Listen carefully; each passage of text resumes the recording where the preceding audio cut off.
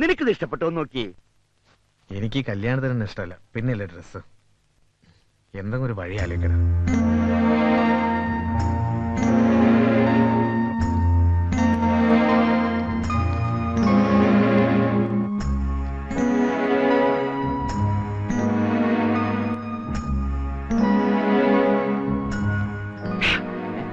എന്താടാ? അച്ഛനല്ല, നീ ഒന്നും എടുക്കുന്നില്ലേ? അത് ഞാൻ. എന്താടാ? അല്ല, അപ്പുറത്ത് നല്ല സെലക്ഷൻ ഉണ്ട്, ചെന്ന് നോക്കടാ. പിന്നെ രുക്മിണി, നിനക്ക് ഈ കല്യാണത്തിൽ നിന്ന് രക്ഷപ്പെടാൻ ഞാനൊരു വഴി കണ്ടുപിടിച്ചു. അല്പം സാഹസമാണ്, റിസ്ക് ഉണ്ട്, എന്നാലും പറയാം. പറയടാ. കല്യാണത്തിന്റെ രാവിലെ ഇവിടുന്നുള്ള ഫസ്റ്റ് ട്രെയിനിൽ നീ ഒളിച്ചോടുന്നു. ബാംഗ്ലൂരിലുള്ള എന്റെ വീട്ടിൽ നീ എത്തുന്നു. അവിടെ ചെന്ന് നീ നിന്റെ പത്മജിയെ കണ്ടെത്തുന്നു. എന്താ ആലോചിക്കണേ? നിന്റെ അച്ഛൻ്റെ അമ്മയുടെയും കാര്യം ഓർത്തിട്ടാണോ? അവരെങ്ങനെയെങ്കിലും പിന്നീട് പറഞ്ഞ് ആശ്വസിപ്പിക്കാം. പക്ഷേ പുതിയൊരു ജീവിതവും സ്വപ്നം കണ്ട് മണ്ഡപത്തിലേക്ക് അണിഞ്ഞൊരുങ്ങി വരുന്ന ആ പെണ്ണിനോട് ഞാൻ ചെയ്യുന്ന ഏറ്റവും വലിയ ക്രൂരതയല്ലടാ ഈ ഒളിച്ചോട്ടം. ഞാനൊന്ന് പറഞ്ഞോട്ടെ. ഇഷ്ട പെണ്ണ് മണ്ഡപത്തിലെത്തും. നിന്നെ കാണാതെ അവിടെ ഒരു സ്ഫോടനം ഉണ്ടാകുകയും ചെയ്യും. അപ്പോഴാണ് എന്റെ എൻട്രി. നിനക്ക് വേണ്ടി ഞാനൊരു ത്യാഗം ചെയ്യും. ഞാൻ അവളെ കിട്ടും. നിന്നെക്കാളും ഒട്ടും മോശമല്ലാത്ത എന്നെ സ്വീകരിക്കാൻ അവളുടെ ബന്ധുക്കൾ തയ്യാറാകും. അപ്പൊ നിന്റെ പപ്പി? പപ്പി കുപ്പിയാ. ഇന്നലെ കണ്ട പപ്പിയേക്കാൾ എനിക്ക് വലുത് നീയാടാ. എല്ലാം നിനക്ക് വേണ്ടിയാ. നിന്നോടുള്ള ആത്മാർത്ഥ കാരണ, സ്നേഹം കാരണ. ഇതിനൊക്കെ പകരം ഞാൻ എന്താടാ ചെയ്യാ? നിന്നെ പോലെ ഒരു കൂട്ടുകാരനെ കിട്ടിയതാ എന്റെ ഏറ്റവും വലിയ ഭാഗ്യം. അത് നിനക്ക് എപ്പോഴെങ്കിലും ബോധ്യാവും. അല്ല, അത് നിനക്ക് ഇപ്പോഴെങ്കിലും ബോധ്യമായല്ലോ എന്ന്. ഇതെങ്ങനെയുണ്ട്? എന്ത് തമാശ നടന്ന ഇത്ര സന്തോഷിക്കാൻ? ഞാൻ ഇവനൊരു ടേണിംഗ് പോയിന്റ് പറഞ്ഞു കൊടുത്തു. ഇവൻ ചിരിച്ചിരിച്ച്. ടേണിംഗ് പോയിന്റ് ഒക്കെ അവിടെ നിൽക്കട്ടെ. ഇതൊന്ന് നോക്കിയേ, കല്യാണ ഷർട്ടിനുള്ള തുണിയാ. നീ നോക്കിക്കേ. ഇഷ്ടപ്പെട്ടോ? മുറിക്കാനാ? നിനക്ക് ഇഷ്ടപ്പെട്ടോടാ? എത്രയാ നിന്റെ അളവ്? എത്രയാ? 2.5 മീറ്റർ ഫുൾ കൈ. നീ എന്തിനാ എല്ലാ കാര്യം അവനോട് ചോദിക്കണേ? കെട്ടാൻ പോണത് അവനാണോ? അച്ഛനെല്ലാം അറിഞ്ഞു തോന്നണേ. പട്ടി, അത് നമുക്കെല്ലാം അറിയൂ. ഹലോ, ഇന്ന് തന്നെ അയച്ചേക്കണം. നാളെയെങ്കിലും കിട്ടണം. ഓണമൊക്കെ കഴിഞ്ഞ് റിങ് ചെയ്താ ഒരിക്കലും എടുക്കാത്ത നമ്പറായിട്ട് ഒരുത്തം പന്നുണ്ട്. വെറുതെ സമയം മെനക്കെടുത്താൻ. ഒന്ന് വിളിച്ചോട്ടെ. അയാളൊന്ന് ഇറങ്ങിക്കോട്ടെ. 4850. അതെ, പഴയ നമ്പർ തന്നെയല്ലേ, അത് കിട്ടൂല. കരിനാക്കെടുത്ത് വളയ്ക്കാതെ. ഇതെന്താ നേർച്ചയാണ്? കൽക്കട്ടയ്ക്ക് ഒന്ന് വിളിക്കണല്ലോ. അതെ, ഒരു പ്രാവശ്യത്തെ കൂടുതൽ ട്രൈ ചെയ്ത് തന്നെ മെനക്കെടുത്തരുത്.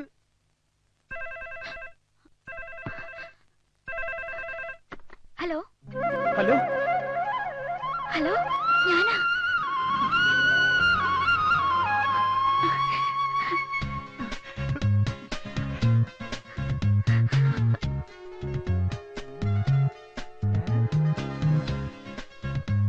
ഇത്രയും കാലം ഫോൺ കിട്ടാനിട്ടായിരുന്നു. കിട്ടിയപ്പോ ഒന്നും മിണ്ടുന്നില്ല. എന്താ ഇത്? ഹലോ, എന്താ എന്നെ പിന്നെ വിളിക്കാഞ്ഞത്? വിളിക്കണുണ്ടായിരുന്നു. കിട്ടണ മുഴുവൻ റോങ് നമ്പറാ. ഞാനിപ്പോ നാട്ടിൽ ഈ ഫോൺ ഒന്ന് കിട്ടാൻ വേണ്ടി ദിവസം പ്രാർത്ഥിക്കുന്നുണ്ടായിരുന്നു. ഞാനും. ദൈവം നമ്മുടെ കൂടെ ഉണ്ട്. അതുകൊണ്ടാണല്ലോ ഇപ്പോഴെങ്കിലും ഒന്ന് കിട്ടിയത്. ഞാൻ വലിയ ടെൻഷനിലായിരുന്നു. അതിനേക്കാൾ വലിയ ടെൻഷനില്ല ഞാൻ. എന്റെ കല്യാണം നിശ്ചയിച്ചിരിക്കുക. എന്നെ കൊണ്ടുപോവോ? ഞാൻ വിളിച്ച വരുമോ? എവിടെ വേണേലും വരാം. എന്നാ ഞാൻ ബാംഗ്ലൂർക്ക് വരട്ടെ? അത് വേണ്ട, ഞാൻ ഇന്ന് നാട്ടിൽ പോവാ. എന്നാ ഞാൻ വീട്ടിലേക്ക് വരാം. വീട് എവിടാന്ന് പറഞ്ഞാ മതി. വേണ്ട, എന്റെ അമ്മമാര് ഭയങ്കര പ്രശ്നക്കാരാ. അനിയൻകുട്ടി പറ, ഞാൻ എവിടെ വരണ്ടേ? എന്റെ വീട്ടിൽ നിന്ന് കുറെ ദൂരമുണ്ട് ഒരുവാതിൽ കോട്ടയ്ക്ക്. സാരല്ല, ഞാൻ എങ്ങനെയെങ്കിലും എത്താം. എപ്പോഴാ വരണ്ടേ? 27-ാം തീയതി രാവിലെ 8 മണിക്ക് വന്നാ മതി. 27-ാം തീയതിയോ? എന്താ ഒന്നും പറയാത്തത്? ഞാൻ കാത്തു നിൽക്കും.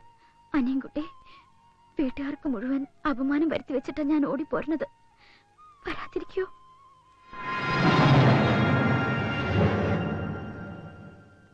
വന്നില്ലെങ്കിൽ ഞാൻ ഈ ലോകത്ത് ജീവിച്ചിരിപ്പില്ലെന്ന് കരുതിയാ മതി. എങ്കിൽ അടുത്ത ട്രെയിനിന് ഞാൻ തലവെക്കും. അങ്ങനെയൊന്നും ഉണ്ടാവില്ല. പറഞ്ഞ സമയത്ത് തന്നെ ഞാൻ എത്തിയിരിക്കും, തീർച്ച. ഞാൻ ബുക്ക് സ്റ്റാളിന്റെ മുന്നിൽ കാത്തു നിൽക്കും. എന്നാ ഞാൻ വെച്ചേക്കട്ടെ?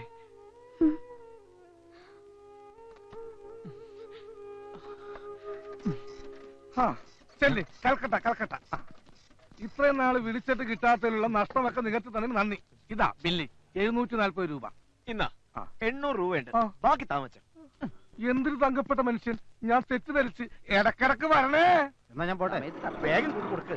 അതെ, നമുക്ക് ഈ ബസ് വേണ്ട. അതിന് പകരം 10 അംബാസഡർ കാർ ആയിക്കോട്ടെ. പിന്നെ ചെക്കനെ പെണ്ണിനെ ഇരിക്കാൻ ഒരു CN. ഈ കാറുകൾ ഇങ്ങനെ നിരനിരയായി നമ്മുടെ പച്ചപ്പട്ട് വിരിച്ച ഗ്രാമത്തിലൂടെ പോകുന്നത് ഒന്ന് സങ്കല്പിച്ചു നോക്കിയേ. സങ്കല്പിച്ചു. സംഗതി നല്ല സുഖമുണ്ട്. എടാ ചെറുക്കാ, നീ എന്നെ കുളിപ്പിച്ച് കരുതുന്ന ലക്ഷണമാണല്ലോ. അച്ഛാ, ഈ കല്യാണം ജീവിതത്തിൽ ഒരിക്കലേ ഉള്ളൂ. അവിടെ പണം ഒരു പ്രശ്നമാക്കരുത്. മൊത്തം ബില്ലിംഗ് തന്നെ I will pay. എനിക്ക് ഒറ്റ ദുഃഖേ ഉള്ളൂ, ഈ കല്യാണം കാണാൻ എന്റെ ഡാഡി മമ്മി ഇവിടെ ഇല്ലല്ലോ. പാവങ്ങൾ. ഉടനെ ഒരു കമ്പി അടിച്ചാ വരുമോ? ബുദ്ധിമുട്ടാ. ആ കുഴപ്പമില്ല, അവരെ നമുക്ക് വീഡിയോ കാണിക്കാം. ആ പിന്നെ സദ്യക്ക് ബോളി ഉണ്ട്.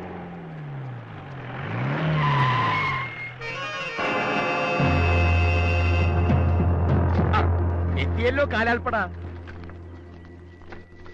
നമസ്കാരം. ആ ഉണ്ണിത്താന്റെ ആക്രമണം ഏത് നിമിഷത്തിലും ഉണ്ടാകാം. അതിലൊരു മുൻകരുതല. ഇവരെ ഷൊർണൂര് രാഷ്ട്രീയ ഗുണ്ടകളാ. ചോരകന്റെ അറപ്പ് മാറിയവർ. വിശ്വസിച്ച് ഏൽപ്പിക്കാം.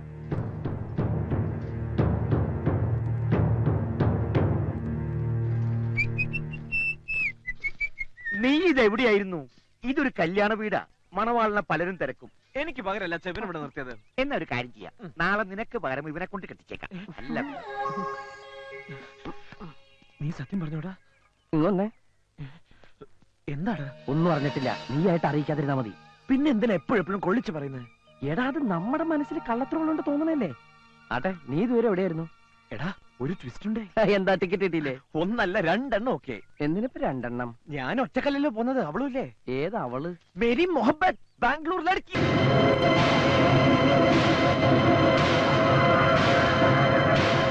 അതേടാ, എനിക്ക് അവളെ ഫോണിൽ കിട്ടി. അവളുടെ കല്യാണമൊന്നും. പക്ഷെ എന്റെ കൂടെ ഇറങ്ങി വരാന്ന് പറഞ്ഞു.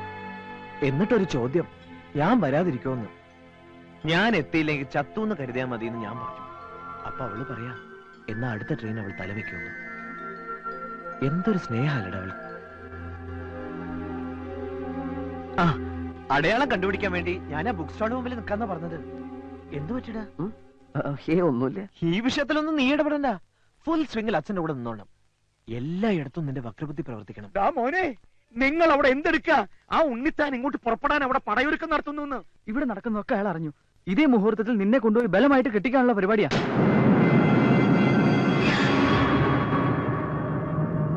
എങ്ങനെയെങ്കിലും അത് തടയണം. എന്തായാലും ഈ മുറ്റത്തൊരു ചോരപ്പുഴ ഒഴുക്കണ്ട. അതിനു മുമ്പ് ശത്രുപാളയത്തിൽ നമ്മുടെ രാഷ്ട്രീയ പടത്തട്ടെ. എടോ, ആ ഉണ്ണിത്താനടക്കം എല്ലാവരും ഇന്ന് തന്നെ ആസ്പത്രിയിൽ എത്തിയിരിക്കണം. ചുരുങ്ങി ഇത് 1 മാസം കഴിഞ്ഞിട്ട് അവർ ഇറങ്ങാവൂ. നിക്ക, വെട്ടും കൊലയും ബുദ്ധിയല്ല. ഈ കാരണം കൊണ്ട് നാളെ നിങ്ങൾ എല്ലാവരും ജയിലിൽ കിടന്ന് അഴിയണേണ്ടി വരും. ഇത് എനിക്ക് വിട്ടാ, ഞാൻ സോൾവ് ചെയ്തോളാം. ഒറ്റയ്ക്ക് എന്നും ഞാൻ ഒറ്റയ്ക്കല്ലുള്ളൂ. അത് മതി. മോനെ, നല്ല സൈസൊത്ത 10-20 അവിടെ കാണും. അവര് നിന്നെ നിരത്തും. കപ്പൽ മറിക്കാൻ കൊഞ്ചുപൊടി മതിയെന്നല്ലേ കണക്ക്. അവരെ നേരിടാൻ എനിക്ക് ബുദ്ധിമതി, ശക്തി വേണ്ട.